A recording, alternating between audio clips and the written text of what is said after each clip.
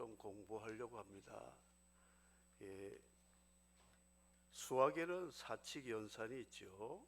플러스 마이너스 또 디비전이라는 나눔이 있고 멀티플리케이션이라는 곱하기도 있어요. 덧셈, 뺄셈, 그리고 나누기, 나눗셈, 곱셈. 이 사칙 연산을 예수님이 세 가지 비유를 통해서 우리에게 가르쳐 주고 있습니다. 그 세 가지 비유를 우리가 잘 배우면 정말 수지 맞습니다. 손해나지 않습니다.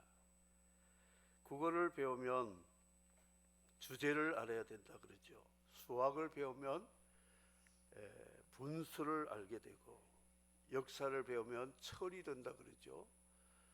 그리고 지리를 배우면 길을 찾을 줄 알고, 철학을 배우면 생각을 가질 줄 알게 되고, 과학을 배우면 자기의 삶의 계획서, 매뉴얼을 짤 수가 있다 그렇게 합니다. 그런데 이 성경은 지혜의 근본이기 때문에 성경을 배운 사람은 주제도 파악하고 분수도 알고 역사 알고 철이 들고 생각도 가지게 되고 자기 삶의 길을 알게 되고 매뉴얼을 가지고 살아갈 수 있다. 그런데 현대교회는 성경을 잘 배우지 않습니다. 성경을 별로 사랑하지 않기 때문에 교회는 다니고 예수를 믿는 것 같은데 주제도 모르고 분수도 모르고 철도 안 들고 길도 모르고 생각도 없고 삶의 매뉴얼도 없이 그냥 무대뽀로 살아가는 현대 교인들이 있다는 것이죠. 성경을 배워야 사람이 똑똑해집니다. 성경을 배워야 사람이 착해져요. 성경을 배워야 하나님의 성품을 담기 때문에 경건해지고 거룩해져서 성도답게 된다. 그런 말씀을 하고 있습니다. 성경이 참 중요한데 이 성경은 그냥 책이 아니에요. 성경을 가정교사로 가르쳐주는 보혜사, 파라크레토스라고 하는 옆에서 가정교사 교육을 받아야 성경을 알 수가 있습니다. 그래서 성경은 하나님의 말씀, 성령의 감동으로 기록된 말씀이기 때문에 성령 받지 않고는 성경을 이해할 수 없고 배울 수가 없다는 것이죠. 그래서 이 성경을 우리는 참 사랑해야 되고 귀하게 여겨야 된다. 열 처녀 비유, 달란트 비유, 양과 염소 비유 세 가지를 주님이 말씀하셨는데 이 열 처녀 비유를 보면 중근동의 결혼식은 낮이 뜨거우니까 밤에 합니다. 해지고 하거든요. 그런데 밤중에 그 당시에는 예수님 당시에는 전기가 없기 때문에 등불을 들고 횃불을 들고 신랑을 영접하는 둘러리들이 있습니다. 이 둘러리들을 여기 처녀라고 말했는데 10명의 처녀 중에 5명은 지혜롭고 5명은 미련하다고 말씀하는데 열 처녀 비유의 주제는 처녀가 아닙니다. 기름입니다. 기름과 등을 준비한 처녀는 지혜롭다, 슬기롭다. 그리고 등만 가지고 기름이 없거나 부족한 처녀는 미련하다. 이렇게 말씀합니다. 이 열 처녀가 예쁘다, 똑똑하다, 착하다, 말 잘 듣는다 그 이야기를 하지 않고 기름 이야기를 하고 있다. 월삭 새벽기도가 토요일 있었습니다.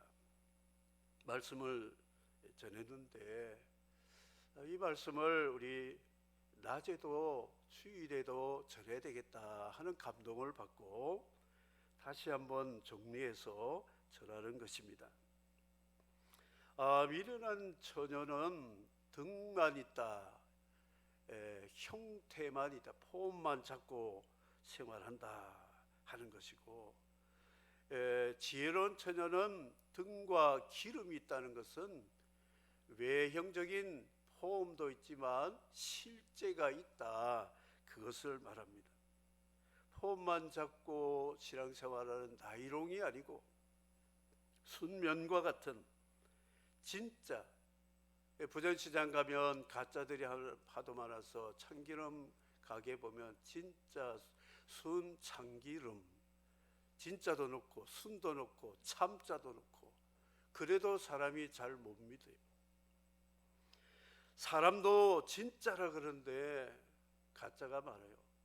순수하다 그러는데 불순도 있습니다. 그래서 오늘 열처녀 비유에서 셈법이 뭐냐, 기름이라는 것이죠. 요즘 차들이 좋은 차가 많이 나옵니다. 국산차, 전기차, 외제차. 가족들이 피크닉을 가려고 김밥 사고 음료수 사고 간식 과일도 싸고 나가서 이제 자리도 다 챙겨놓고, 그리고 차를 타고 조금 가는데 기름이 떨어졌어요. 엔진이 멈췄습니다.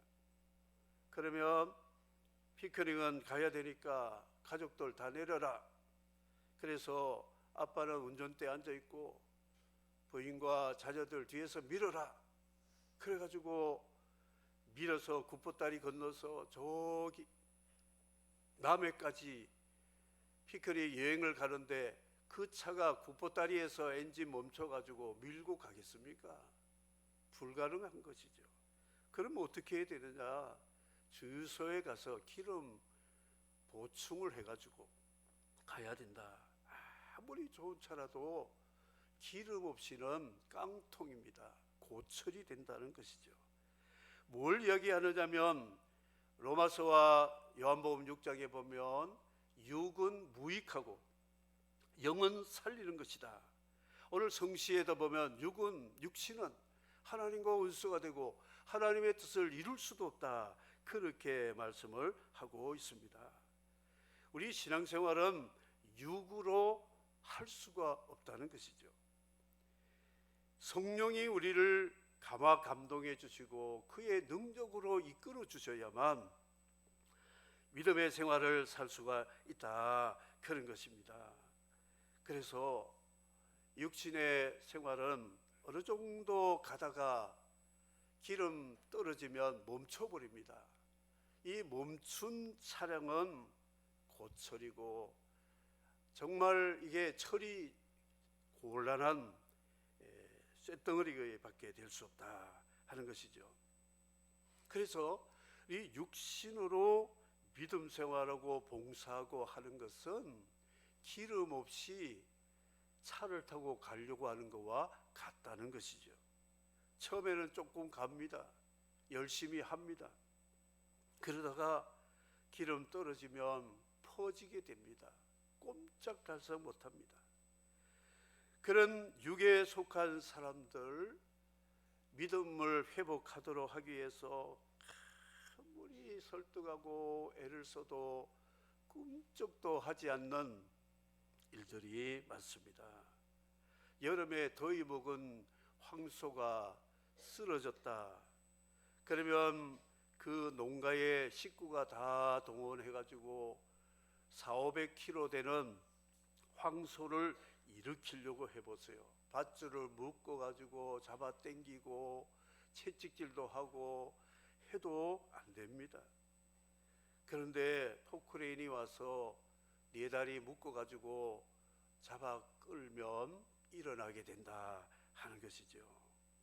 그런데 육신으로 퍼져 있는 신자들, 육에 속한 신자들을 포크레인으로 일으켜서 믿음 생활을 다시 회복한다면 얼마나 좋겠어요. 포크레인 하루 빌리면 몇십만 원 되지만 그것 가지고라도 일어난다면 얼마나 좋겠습니까? 안 되는 것이에요. 소를 일으키는 건 낙지 몇 마리 먹으면 일어난대요.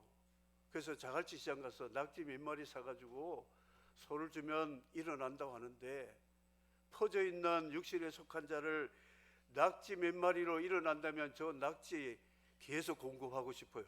낙지 좀 먹어서 일어나라고. 안 된다는 것이죠. 삭개오 같은 세리가 예수님 만나 1박 2일을 하고 나니까 변화가 되었어요. 성령이 그 마음에 감동을 주니까 토색한 것 배나 갚겠고, 자기 재산 절반을 팔아서 가난한 자에게 주겠다.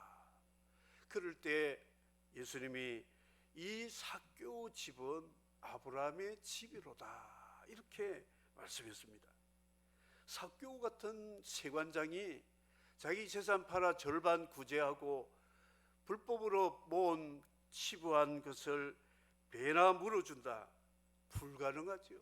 성령께서 할 수 있는 것이다. 사마리아 여인이 육신의 모든 즐거움을 위해 살았던 여인인데, 주님 만나고 나니까 예배가 자신의 삶보다도 더 중요하다는 것을 알고 그는 변화를 받았습니다. 남편 5, 6 있는 사마리아 여인이 예배의 자로 변화된다는 것은 성령께서 역사하셨다는 것이죠. 우리 육신의 능력과 힘은 한계점이 있지만 하나님의 성령의 능력은 무한대입니다. 그거를 다시 말한다면 곱하기, 자승. 하나님의 능력은 계속해서 우리를 공급해 주신다. 사랑하는 성도 여러분, 우리 신앙생활은 성령으로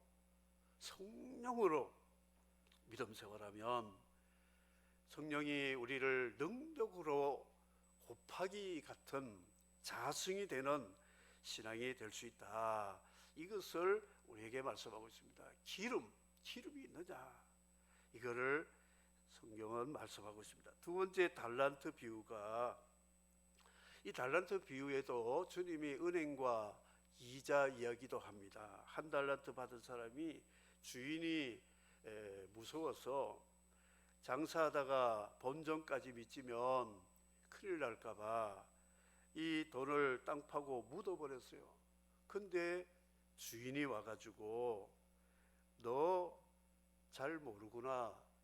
이 돈을 가지고 은행에다가 예금하면 이자라도 받을 수 있는데 너는 본전도 못 찾는 어리석은 사람이구나. 책망을 했습니다. 한 달란트를 달라고 그래서 5달란트, 2달란트가 배나 남긴 그 중에 5달란트 받은 자에게 주어서 더 장사하게 했다. 그렇게 말씀하고 있습니다. 부전시장 가시면, 또 롯데백화점 가시면 손해보고 파는 물건은 없습니다.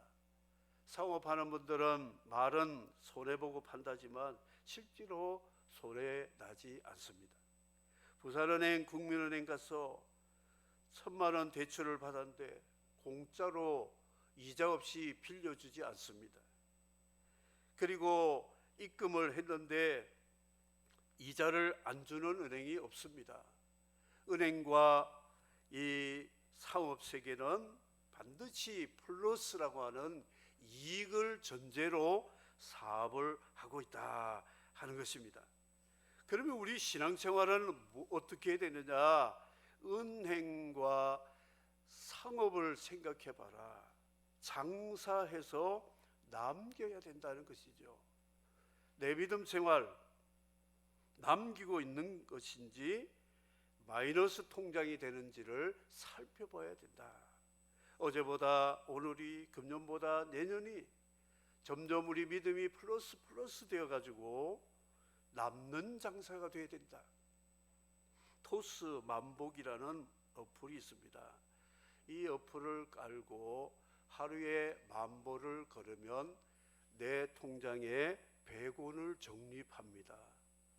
그래서 이거를 계속해서 적립해 가지고요, 라면도 박스로 사 먹기도 하고 커피도 마시기도 하고, 또 심지어는 여러 어플을 깔아가지고 몇만 보 뛴 사람들은, 어떤 사람은 한 달에 수입이 6만 5천 원 받았다고 자랑도 하더라고요. 그 자기 열심히 걷고 건강도 챙기고 돈도 버는 어플들이 나왔어요. 그런데 이 토스라는 회사가 믿지는 장사잖아요. 만보 해가지고 100원씩 다 주니까. 그런데 이 회사는 그것 때문에 이 어플 까는 사람들이 많아서 광고 효과가 몇백 배가 더 많은 거예요. 손해나지 않습니다. 그렇다면 우리 신앙생활 주일이 되어 예배드리고 하나님 말씀대로 살아가는데 손해난다? 있을 수가 없는 거거든요. 신앙은 남는 것이다. 절대 손해 없이 플러스가 된다. 신앙생활을 양심을 팔고 믿음을 팔면 마이너스가 되지만, 양심을 지키고 믿음을 지키고 하나님과의 언약을 지키면 이거는 플러스가 된다. 손해나지 않는다. 그랬습니다. 알라스카의 러시아 제국이 720만 달러로 알라스카를 팔았습니다. 동토의 땅 쓸모없다고 팔았는데, 지금 돈으로 환산하면 86억인데 그 당시 환율로 하면 몇백억, 몇십억도 안 됩니다. 개인이 살 수 있는 땅인데 팔아놓고 러시아가 땅을 친 겁니다. 세계 10분의 1 석탄이 매장되었지요. 가스가 나오지요. 석유가 나오고 구리가 나오고 철이 나오고 목재가 있고, 알라스카 시민권 받으면 한 1년 후에 그 가스를 팔고 남은 것을 인구 비례로 해서 통장에 넣어주는데, 제가 아는 목사님은 5식구인데 2,000불씩해서 10,000불을 해마다 통장에 넣어준대요. 나라가. 그게 러시아에서 720만 불에 사가지고 그 가스와 철과 여러 지하자원 팔아가지고 주민들을 나눠주고 있다 하는 것이죠. 누가 손해를 났습니까? 미국은 덕을 봤지만 팔아버린 러시아는 손해가 되었다는 것이죠. 신앙생활 팔아먹지 마십시오. 양심 팔아먹지 마시고, 야곱과 같이 장사꾼이 되어가지고 팥죽 한 그릇에 장자 명분을 바꾸자고 할 때 애서는 시장하고 배가 고프니까 장자 명분하고는 별 볼 일이 없다 생각하고, 애나 너 가져라, 내 형님 해라, 내가 동생 할게. 팥죽 한 그릇 비우고 나니까 끝이잖아요. 그런데 야곱은 영적 장자의 복을 받아서 12아들 낳아서 이스라엘 지파가 되고 이스라엘 나라와 민족을 이루는, 야곱의 후손에 귀한 믿음의 사람들이 수없이 나오고 그리스도가 오신 장자의 계열이 되었다 하는 것을 알 수 있습니다. 이 야곱은 하나님 만났을 때 환도뼈 부러지더라도 손을 놓지 않고, 제게 복을 주지 않으면 놓지 않겠습니다. 그래서 천사가 그를 환도뼈 부러뜨렸는데도 절면서도 하나님의 복을 받겠다. 이게 바로 영적 장자의 모습이다 하는 것이죠. 우리는 조금 힘들고 어렵고 상처가 되면 포기하고, 그런데 야곱은 그렇지 않았다는 것이죠. 이 악한 종은 아무것도 하지 않았습니다. 그러나 착한 종들은 열심히 남기고 남겨서 주인에게 칭찬, 착하고 충성된 종이라 칭찬까지 받으면서도 없는 것까지 뺏어가지고 있는 자에게 주시는 하나님의 그 원리를 알았다는 것이죠. 하나님의 셈법은 플러스라는 게, 하면 남는다. 신앙생활은 하면 남고, 봉사생활 하면 남는다. 안 하면 적자라는 게 마이너스가 된다. 이것을 가르쳐주고 있습니다. 그러므로 우리는 플러스 신앙생활 해야 된다. 양과 염소 비유는 나누기 셈법을 가르쳐주고 있습니다. 나누면 하나님이 더해주고 곱해줘서 더 나눔이 생각을 잊어버릴 정도로 하나님이 공급하신다, 그런 것이. 오병이어 여러분 아시죠? 떡 5개 물고기 2마리인데 5개의 떡을 가지고 5,000명을 나누면 수학으로 셈법으로는 아마 눈곱만큼 돌아갈 거예요. 그래서 저 여러분들에게 좀 보여드리려고 초코파이 가져왔거든요. 이 초코파이 하나 가지고 오늘 100명 되는 교인을 제가 예배 마치고 나눠드릴게요. 그러면 눈곱만큼씩 이렇게 돌아가도 모자라는 거예요. 그런데 제가 기도했어요. 주님, 이거를 우리 성도들이 다 먹고 남을 수 있도록 복을 내려 주십시오. 기도하고 그냥 김 집사님 하나 드렸어요. 그런데 드렸는데 하나 또 생기는 거예요. 이 집사님도 드세요. 박 집사님 드세요. 최 집사님, 또 다른 주 집사님, 다른 성은 이제 다 그만하겠습니다. 다 하려면 시간이 없으니까. 그런데도 12박스가 남았다. 그러면 제가 뭐가 되겠습니까? 교주가 됩니다. 네. 대한민국 공영방송 세계 탑 뉴스들 타면서 제가 서명교회 막 바글바글 할 거예요. 네. 그런 게 남는 것이다. 하나님의 셈법은 뭐냐면 나누면 더해주고 더 많이 나누면 곱해주시는 것이 하나님의 은혜다. 5개 가지고 5,000명을 먹었는데 남는 거는 빼고 계산하면 1,000배, 1,000배. 하나님의 은혜는 1,000배라고 하는 것이죠. 그래서 고기를 먹어본 사람이 고기를 안다 그랬잖아요. 사찰에서 고기 맛본 사람은 밤중에 몰래 가서 고기를 먹고야 만다. 빈대도 남지 않는다 그러죠. 맛을 알면 참지 못하니, 이 나눔의 하나님의 셈법을 아는 사람은 나누게 되어 있어요. 나눠봤자 손해나는 일이 없거든요. 더해 주시니까, 곱해 주시니까. 그래서 염소는 뿌리채 다 뽑아버려요. 뒤에 염소 생각하지 않고 그냥 뽑아 뿌리채 다 먹는데, 양들은 목자가 앞에서 인도하면 앞에 가는 양들은 끄트머리 조금 뜯고 가면 뒤에 따라가는 애들이 중간 뜯어먹고, 제일 끝에 오는 양들은 또 그 밑둥을 또 먹도록 해가지고 양들은 다 먹습니다. 염소는 자기밖에 몰라요. 끄트머리까지 뿌리채 뽑아먹기 때문에 그렇다는 것이죠. 내가 줄일 때, 목마를 때, 나그네 되었을 때, 헐벗을 때, 병들었을 때, 옥에 갇혔을 때 네가 나를 돌아보았다 그랬습니다. 내가 언제요? 그런데 이 약자들에게 보호한 것이 나를 돌본 일이다. 이 착한 양들, 의인들은 아버지와 함께 오른편에 영생을 받아라. 염소는 악한 자와 더불어 왼편에 있어 영원한 형벌을 받을 것이라, 이렇게 말씀을 했습니다. 자, 이 셈법을 이제 결론을 맺고 마치도록 하겠습니다.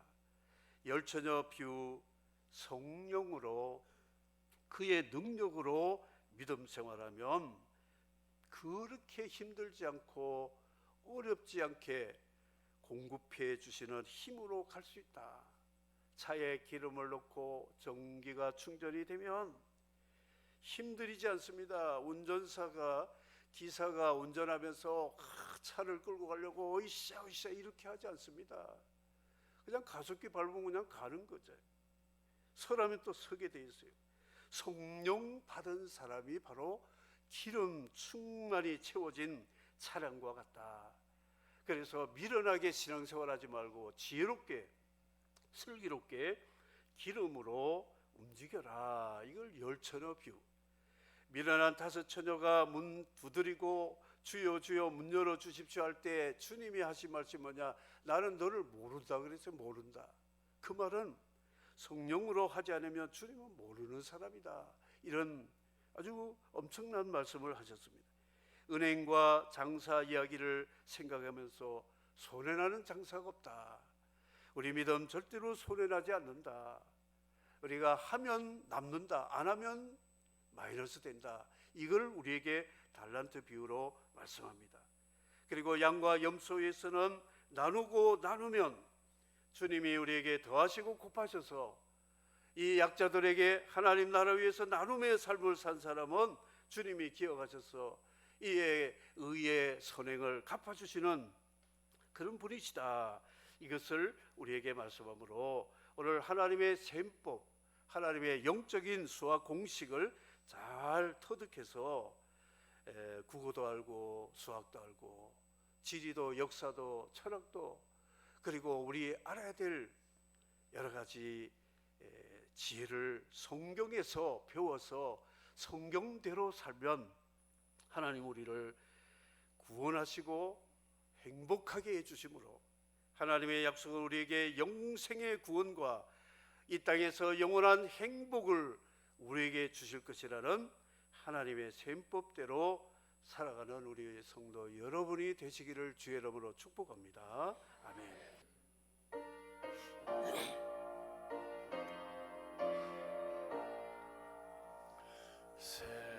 샘물과 같은 보혈은 주님의 피로다. 보혈의 죄를 씻으며 정하게 되겠네. 정하게 되겠네. 정하게 되겠네. 보혈의 죄를 씻으면 정하게 되겠네.